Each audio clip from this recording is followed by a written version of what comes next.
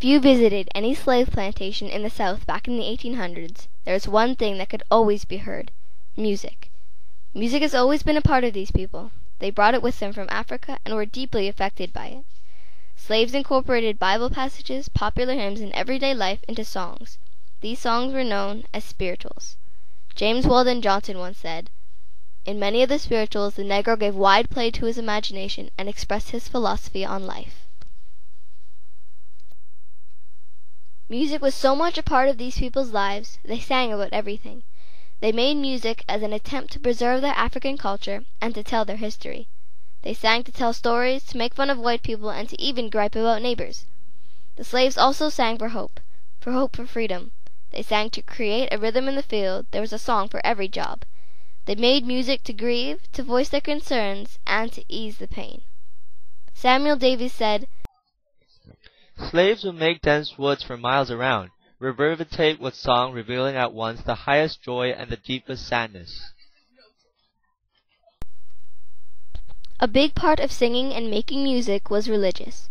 On many plantations, religion was denied, so slaves expressed their belief and trust in Jesus through song. It was a form of prayer. In these songs, slaves would voice their love and their desire to follow Jesus.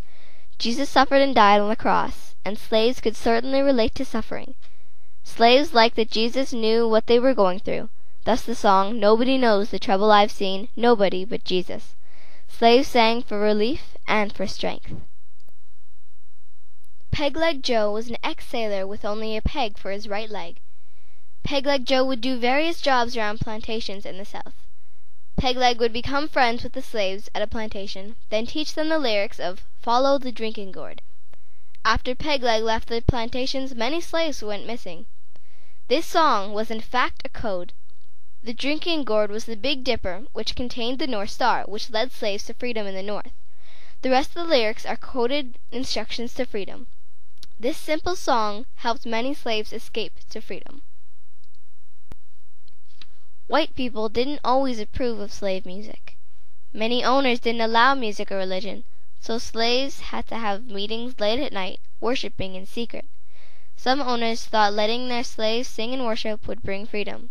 Drums were banned on many plantations in the South because owners thought that slaves could send secret messages to one another and start uprisings. Owners generally thought slave culture and music was barbaric and not worth their time. Colonel Thomas Wentworth Higginson was probably one of the first people to appreciate black music. He was a colonel in the Civil War Army, and a group of black men in his army were always singing. One day he decided to write down the lyrics of the songs, and from then on, people started to appreciate slave music. People started recognizing black music even more in 1870 with the rise of Jubilee singers, singers who incorporated their ancestors' slave music with modern attributes. In 1871, the Fisk Jubilee Singers, a group of young black singers from Fisk University, started touring. They faced racism and segregation because of their color, but continued to be one of the most successful black groups in America. African music has shaped the culture and music of modern-day America. The music of the slaves has greatly influenced and even shaped music of today. Blues, gospel, rap, rock, and country are all derived from slave spirituals. Without the music of the slaves, amazing artists like Billie Holiday, B.B. King, The Supremes, and Duke Ellington would never have the fame they did. Music today owes it to the slaves and their spirituals. Don't need no baggage, yeah, just get on board. All you need is faith to hear the diesels humming. Don't need no ticket, you just thank the Lord.